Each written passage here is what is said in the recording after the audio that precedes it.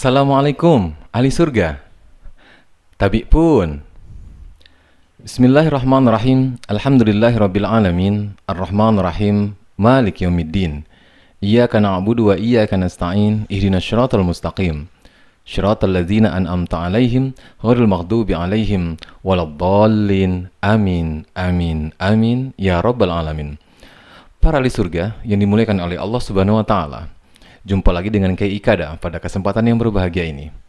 Pada kali ini kita akan membahas tentang Lailatul Qadar. Kita akan belajar bersama dan mengkaji bersama. Dan pada kesempatan ini, mari kita sama-sama membuka surat Al-Qadar ayat 1. A'udzubillahi minasyaitonirrajim. Bismillahirrahmanirrahim. Inna anzalnahu fi lailatul qadar. Wa ma adraka ma lailatul qadar ayat 2. Lailatul Qadri khairum min alfi syahrin ayat 3. Tanazzalul malaikatu warruhu fiha biizni rabbihim min kulli amrin ayat keempat. Salamun hiya hatta matla'il fajr ayat kelima. Sekarang kita bersama-sama memperhatikan esensinya atau terjemahannya. Sesungguhnya kami telah menurunkan Al-Quran pada Lailatul Qadar. Maka dari sini kita dapat mengambil definisi.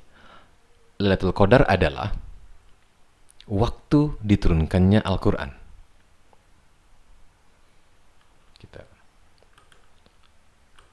Kita buka ayat ketiga. Lailatul Qadar itu lebih baik dari 1000 bulan. Adalah waktu yang lebih baik dari 1000 bulan. Ayat keempat, Lailatul Qadar adalah waktu turunnya para malaikat yang membawa segala urusan atau yang melaksanakan urusan masing-masing atau job desk-nya masing-masing. Yang keempat, Salamun hiya hatta matla'il fajr. Lailatul Qadar adalah waktu yang penuh dengan keselamatan. Jadi ada 4 definisi yang kita temukan kalau kita memperhatikan terjemahannya. Sekarang kita akan mengupas kembali tentang maksud dan mafhum dari Lailatul Qadar. Dari ayat pertama, Lailatul Qadar itu adalah malam turunnya Al-Quran atau waktu turunnya Al-Quran. Sekarang kita cari ayat mubayyinatnya. Al-Quran turun sebagai petunjuk. Hudan lil muttaqin. Yang kedua, Al-Quran turun sebagai furqan, sebagai pembeda antara yang hak dan mana yang batil. Pada kesempatan kali ini, Kiai akan mencoba mengupas 2 esensi ini. Karena ini yang menjadi pokok. Yang pertama, Lailatul Qadar adalah malam turunnya Al-Quran. Al-Quran turun sebagai petunjuk. Maka, benarlah esensi dari hadis Nabi Muhammad SAW. Khairukum man ta'allamal Qur'an wa 'allamahu. Yang mendapat kualitas khair di sisi Allah hanya mengkaji Al-Quran, mempelajari Al-Quran, memahami Al-Quran, dan mengamalkannya dalam esensi ketakwaan. Makanya khair itu adalah baik di sisi Allah. Ada hasanun, baik teknik, tapi belum tentu diridhoi oleh Allah. Nanti akan kita kaji dalam kajian bahasa atau tata bahasa Arab menurut ayat-ayat Al-Quran. Itu yang pertama, Al-Quran turun sebagai petunjuk. Maka satu-satunya yang harus kita pelajari, fahami, dan amalkan sampai mati yaitu Al-Quran atau kitab Al-Quran. Yang kedua, Al-Quran diturunkan pada Lailatul Qadar sebagai furqan, membedakan mana yang hak dan mana yang batil. Sebagai contoh, pemahaman Kiai dulu, umat Islam itu pasti masuk surga. Tapi sebelum masuk surga, harus mencuci dosa dulu di dalam neraka. Ini pemahaman Kiai pribadi. Namun, ketika Kiai membaca surat Al-Baqarah ayat 167, As-Sajadah ayat 20, Kiai merubah keyakinan Kiai yang tadinya bisa keluar dari neraka.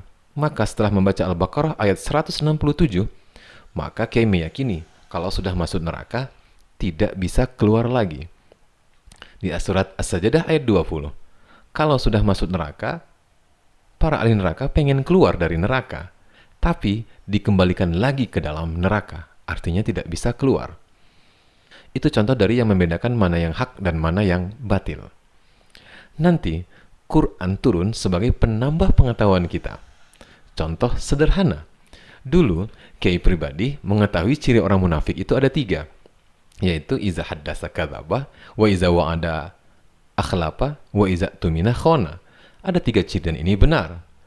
Setelah Kiai buka kembali ayat demi ayat, ayat mubayyinat, ayat mufassalat, ada 100-an lebih ciri orang munafik. Nah, itulah potensi Lailatul Qadar sebagai menambah pengetahuan kita. Maka, cara mendapatkan Lailatul Qadar yaitu dengan membuka Al-Quran, mengkaji Al-Quran, sehingga Al-Quran menjadi petunjuk.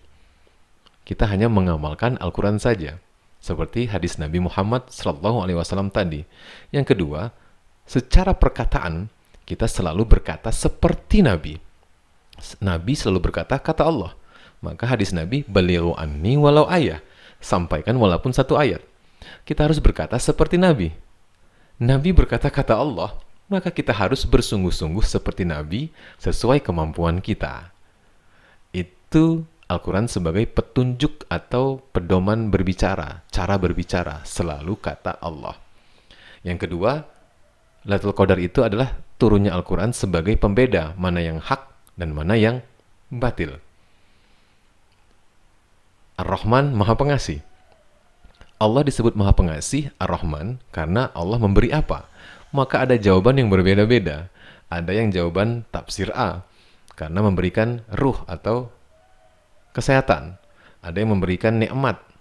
Ada yang memberikan rizki. Ada yang kesepakatan memberikan segalanya. Makanya Allah disebut Ar-Rahman. Tapi, di dalam Al-Quran surat Ar-Rahman ayat 1 dan 2, kita bisa menemukan jawaban yang berbeda. Apa kata Allah? Ar-Rahman allamal Quran.